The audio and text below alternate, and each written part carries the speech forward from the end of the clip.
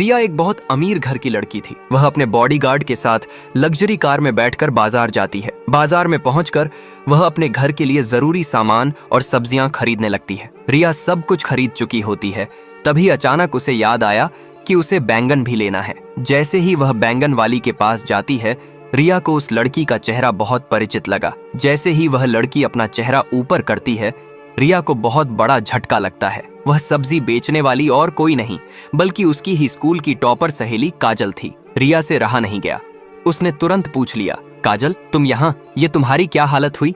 काजल अपनी नजरें शर्म से झुका लेती है। कुछ पल बाद वह हिम्मत जुटाकर रिया से कहती है, रिया मजबूरी इंसान से सब करवाती है। मेरे घर की हालत अचानक खराब हो गई। कॉलेज में पढ़ने के लिए पैसे नहीं थे। माँ और बापूजी दोनों बीमार पड़ गए। उनके इलाज के लिए पैसे नहीं थे, इसीलिए पढ़ाई छोड़नी पड़ी। तभी रिया काजल की मदद के लिए कुछ पैसे देती है, लेकिन काजल लेने से इनकार कर देती है और कहती है कि मुझे भीख नहीं चाहिए, मैं अपनी मेहनत से पैसे कमा लूंगी। तभी रिया के दिमाग में एक आइडिया आता है। रिया पैसा देने की बजाय एक शानदार डिपार्टमेंटल स्टोर काजल के लिए बनवाने के साथ उद्घाटन भी काजल से ही करवा देती है। काजल की दुकान पर अब भीड़ उमड़ पड़ती है। कुछ दिन बाद काजल अपनी मेहनत से कमाए सारे पैसे रिया को लौटा देती है और उसका शुक्रिया अदा करती है। सच्ची मित्रता वही है जो स्वाभिमान के साथ मदद करे।